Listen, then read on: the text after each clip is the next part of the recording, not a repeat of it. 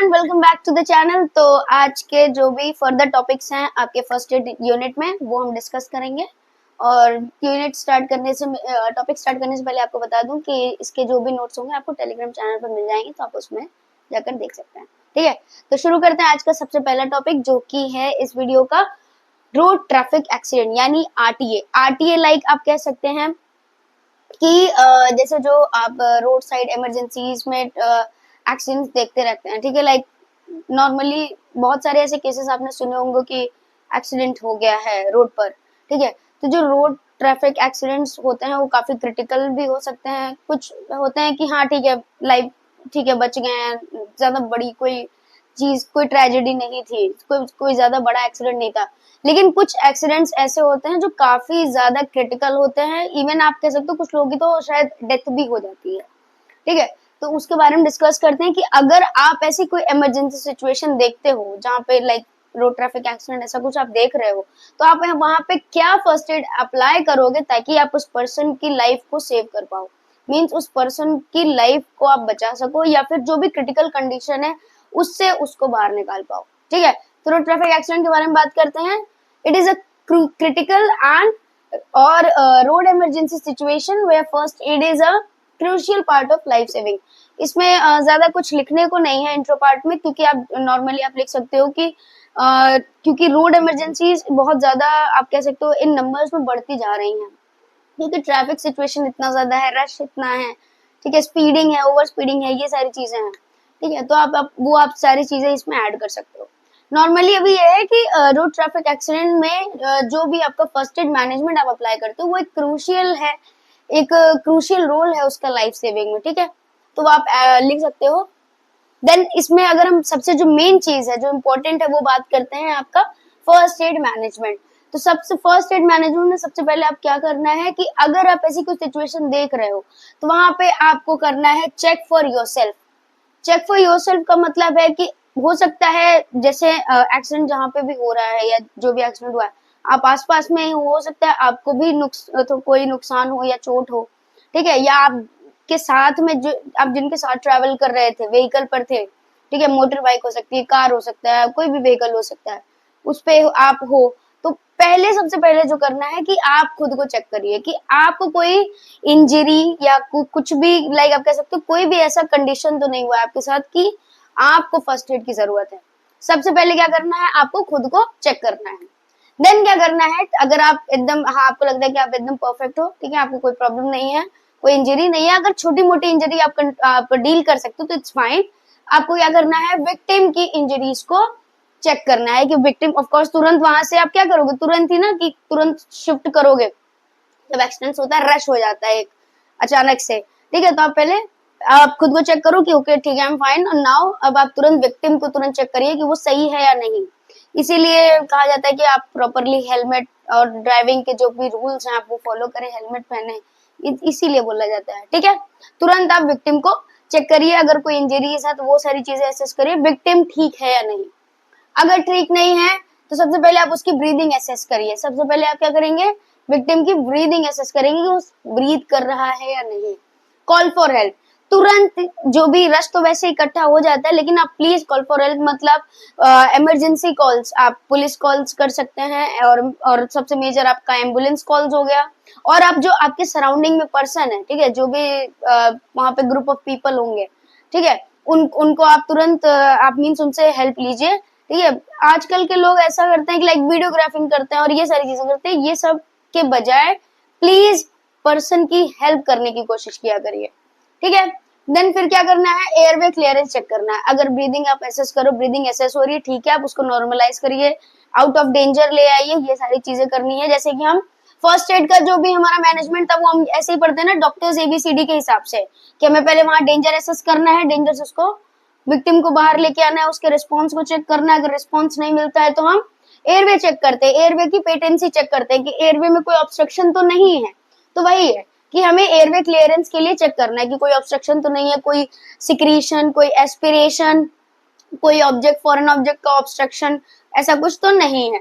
अगर नहीं है तो फिर हमें क्या करना है, आपका तुरंत ब्रीदिंग यानी आपका सीपीआर आपको परफॉर्म करना है। अगर आपको ब्रीदिंग एसेस नहीं हो पा रही, मतलब ब्रीदिंग नहीं है, पेशेंट अनकॉन्शियस है, तुरंत आप सीपीआर परफॉर्म करिए, ठीक है।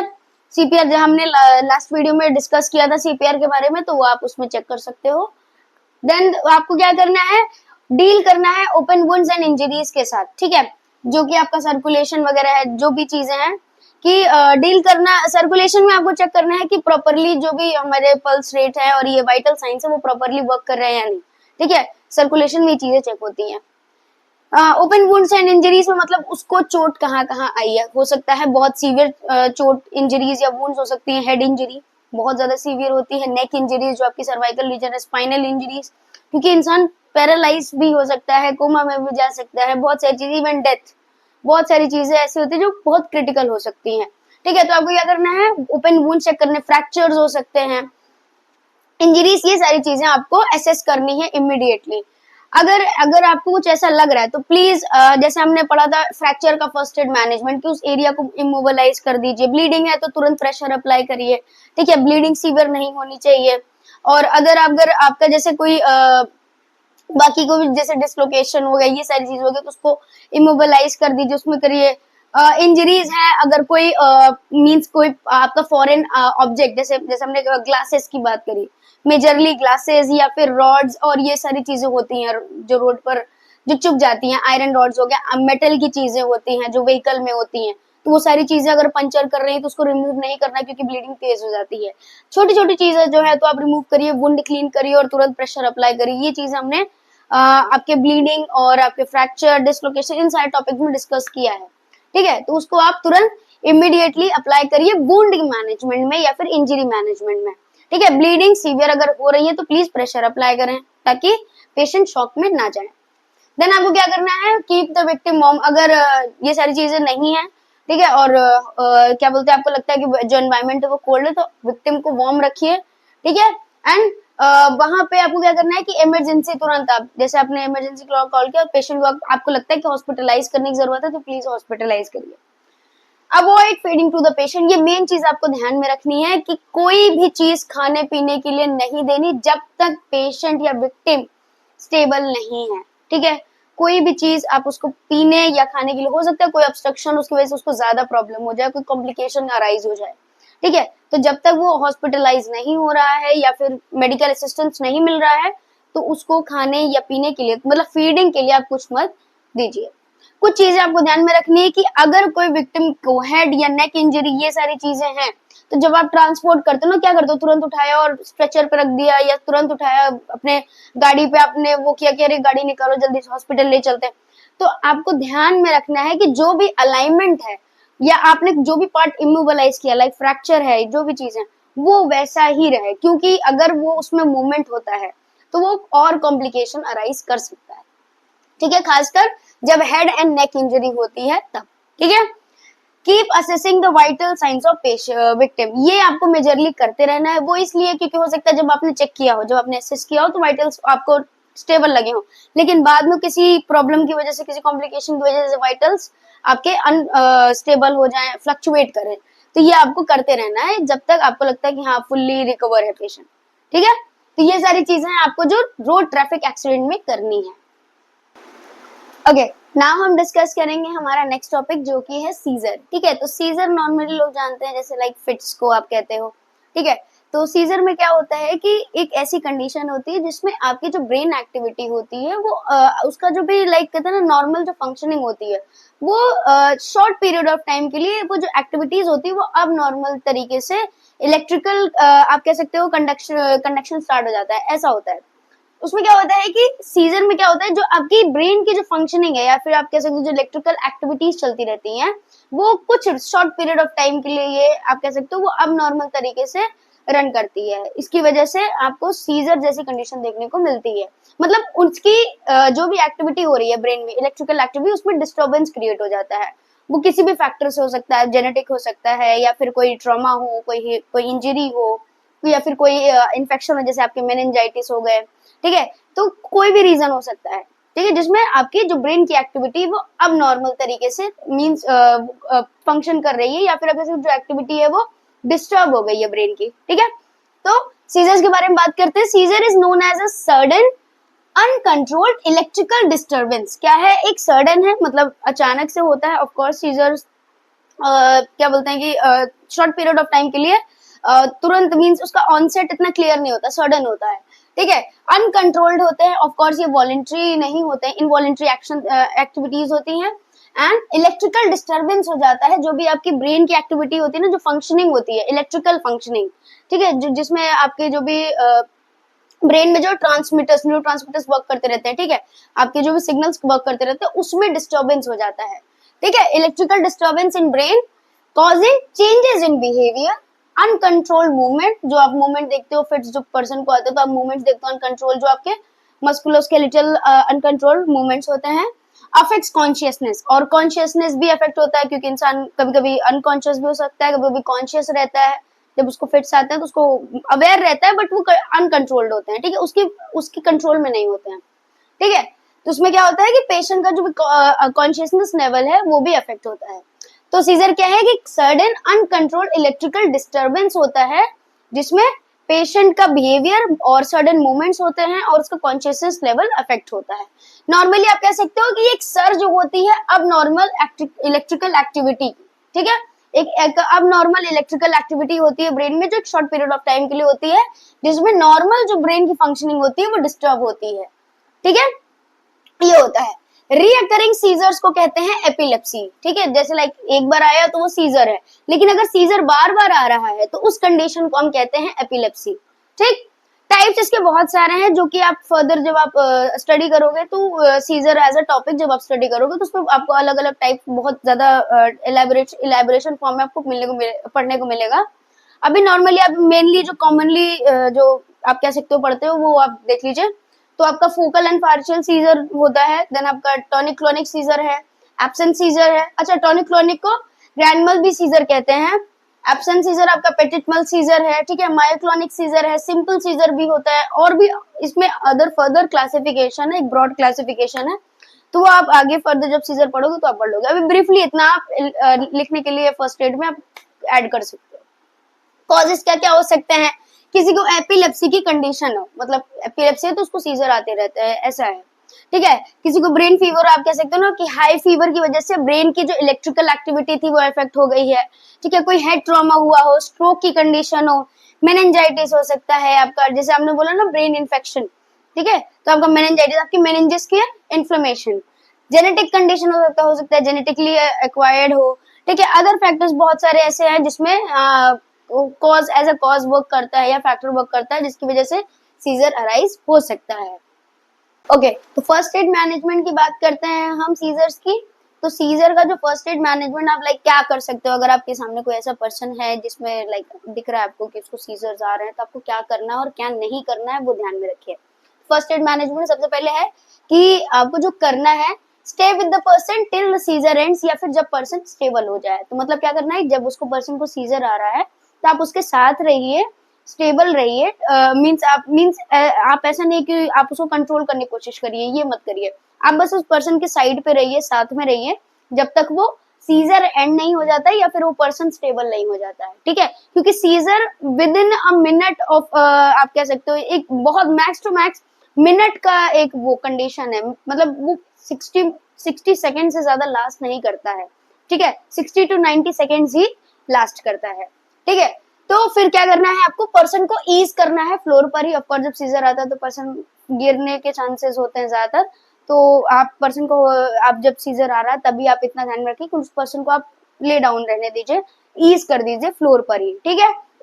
Then turn to one side to ease breathing. क्या करना है, जैसे ही सीजर एंड हो रहा है, जब सीजर होता है या जब सीजर ऑन प्रोसेस है, आपको दिख रहा है कि सीजर आ रहा है पर्सन को, कभी भी कुछ भी करने की कोशिश मत करिए। जैसे ही सीजर एंड होता है या पर्सन स्टेबल होता है, तब आप अपना फर्स्ट एड मैनेजमेंट अप्लाई करिए। उसमें आपको क्या करना है कि पर्सन को एक साइड में, आप पहले तो आप ऑफ कोर्स वो पर्सन ले डाउन हो जाता है या फिर आप कह सकते हो गिर जाता है, या जो भी चीजें हैं फ्लोर पर ही होता है, तो उसको ईज कर दीजिए। फिर क्या करिए कि आप उसको एक साइड पर, मतलब साइड लाइन पोजीशन दे दीजिए, मतलब एक साइड पर आप उसको टर्न कर दीजिए ताकि उसकी ब्रीदिंग जो है वो ईज हो जाए, ठीक है। एक साइड पे होने से क्या होता है, एयरवे पेटेंसी ज्यादा हो जाती है, मींस एनहांस हो जाती है।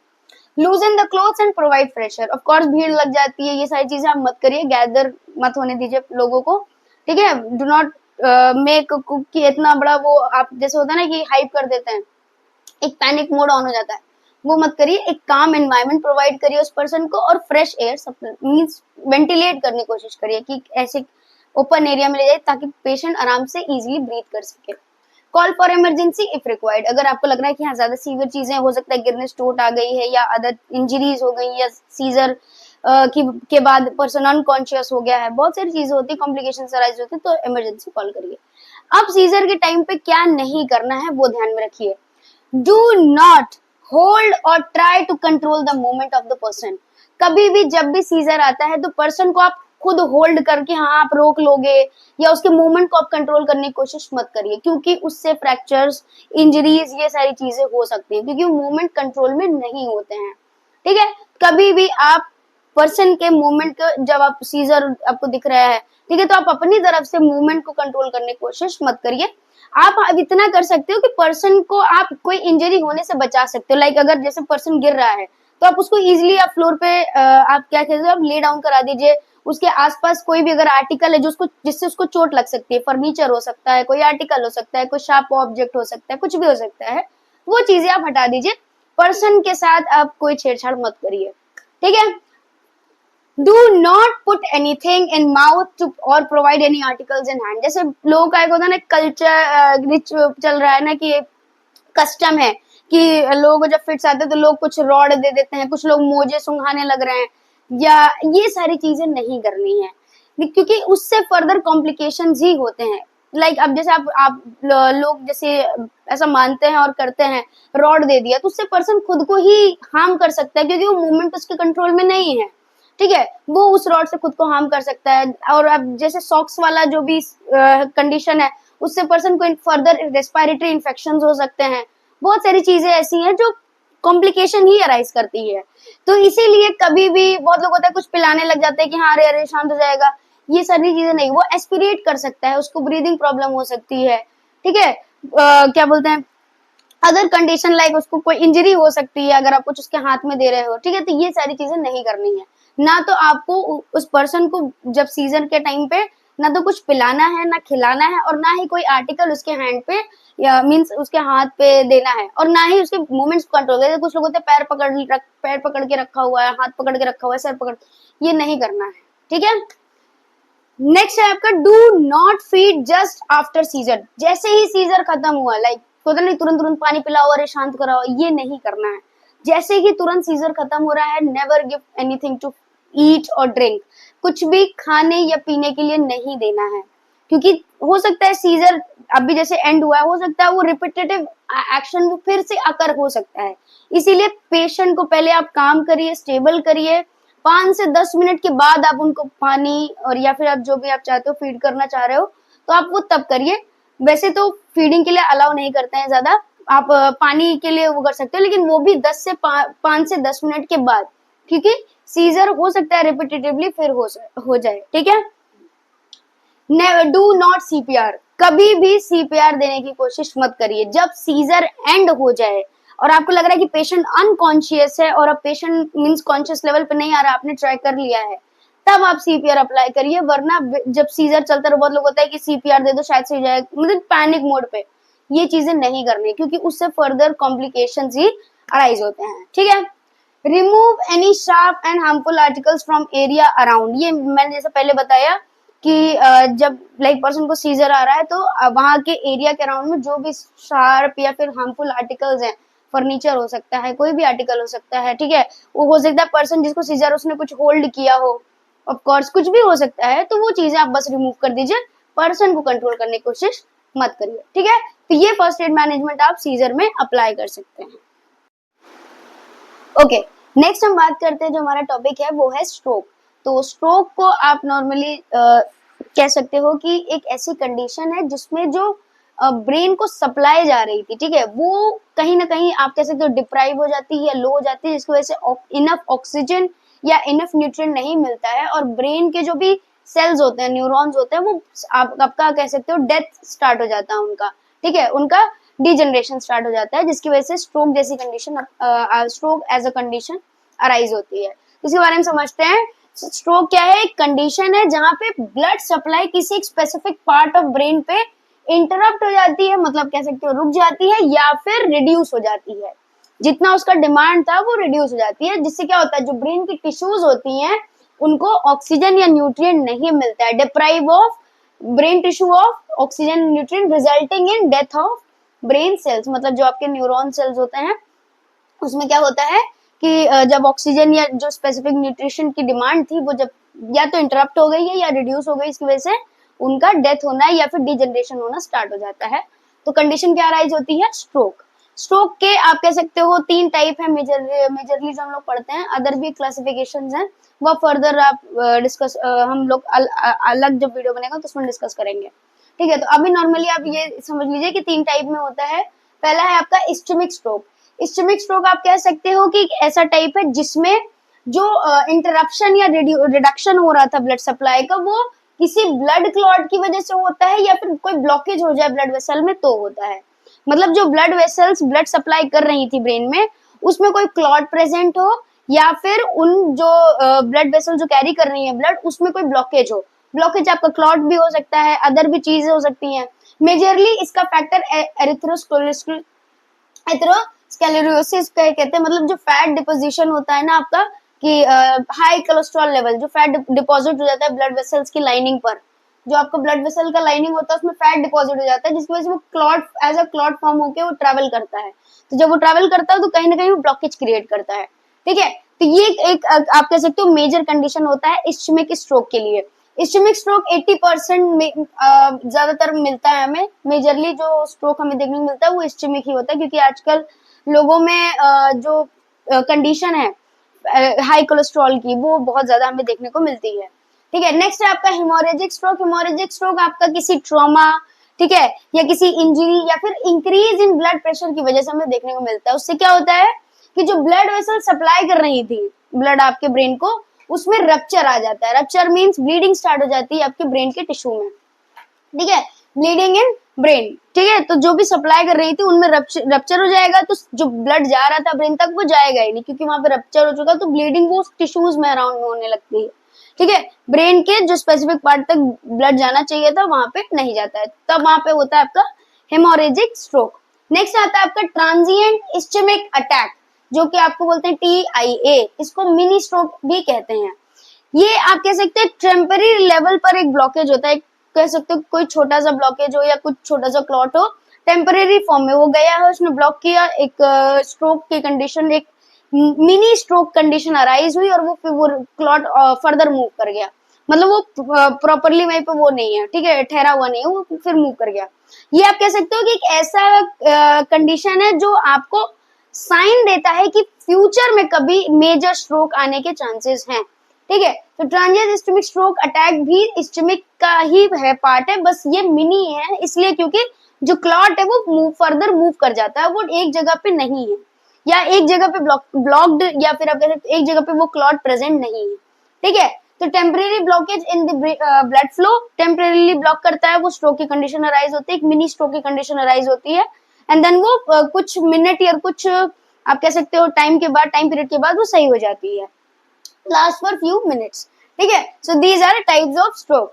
अब हम इसके साइन एंड सिम्टम्स, यही मेजर चीज है जो हमें देखना है फर्स्ट एड मैनेजमेंट अप्लाई करने के लिए। तो इसका फर्स्ट एड मैनेजमेंट पढ़ने के लिए सबसे है हमारे पास टर्म है फास्ट, निमोनिक है हमारे पास फास्ट का, FAST। तो इसमें हम बात करते हैं F for face drooping on one side. Face drooping on one side का मतलब है कि जो फेशियल मसल होती है आपकी, जो फेशियल नर्व्स आपके काम करती हैं, तो जिस भी साइड पे जो भी आपके लाइक आपका जैसे राइट साइड का ब्रेन का पार्ट आपकी लेफ्ट साइड को कंट्रोल कर रहा है, ठीक है, ये सारी चीजें, तो आपकी जो भी जिस भी साइड का स्ट्रोक है, ठीक है, उससे क्या होगा कि आपके अपोजिट साइड की जो भी मसल्स हैं, ठीक है, उनमें ड्रूपिंग देखने को मिलेगी। मतलब क्या होगा, उनमें नमनेस आ जाएगी, या आप कह सकते हैं काइंड ऑफ पैरालिसिस हो जाएगा, तो मसल्स काम नहीं करेंगी। एक फेस की एक साइड पर वो जो मसल होगी वो काम करना बंद कर देगी, नमनेस होगा, पैरालिसिस काइंड ऑफ इफेक्ट आपको देखने को मिलेगा, वो होता है आपका face drooping on one side. Next है आपका A for arm weakness.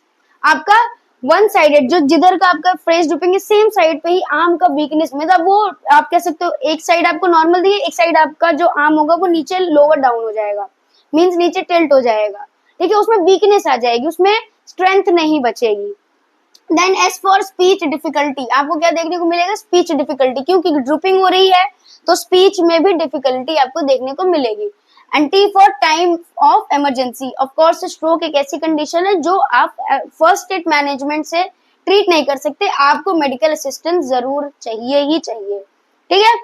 Other आप कह सकते हो साइन सिम्टम्स क्या देख सकते हो? सडन कंफ्यूजन, अचानक से मींस आपको कंफ्यूजन, अनकॉन्शियसनेस, ठीक है, ट्रबल सीइंग, तुरंत विजन में प्रॉब्लम आने लगेगा क्योंकि ड्रूपिंग ऑफ फेस हो रहा है, डिजीनेस या लॉस ऑफ बैलेंस होगा, ठीक है, क्योंकि आपके एक ब्रेन का एक पार्ट आपका इफेक्ट हो रहा है, तो ऑफ कोर्स वो पूरी बॉडी में आपको वो सिम्टम्स दिखेंगे, ठीक है। सीवियर हेडेक होगा, नंबनेस ऑफ फेस होगा, या फिर numbness of one side of, या फिर आप कह सकते हो पैरालिसिस जैसे आपको कंडीशन देखने को मिलेंगे आपके आर्म्स में एंड आपके फेस में।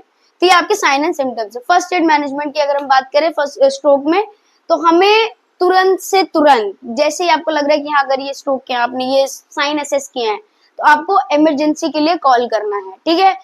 अगर इमरजेंसी जो भी आपने हेल्प के लिए किया है, कॉल किया है मेडिकल असिस्टेंस के लिए, उसमें टाइम लग रहा है, तो आपको उस वक्त ध्यान में रखना है कि पेशेंट या जो भी विक्टिम है उसको खाने या पीने के लिए नहीं देना है, उस पर्सन को आपको स्टेबल एक कंफर्ट पोजीशन पे ही रखना है, उसमें पर्सन के साथ कोई मूवमेंट नहीं करना है, मींस लाइक आप ना कि हाँ उठा के शिफ्ट कर रहे हैं, बैठा रहे हैं, ये सारी चीजें नहीं करनी है, ठीक है। और जितनी जल्दी एज सून एज पॉसिबल आप मेडिकल असिस्टेंस के लिए अप्लाई करिए।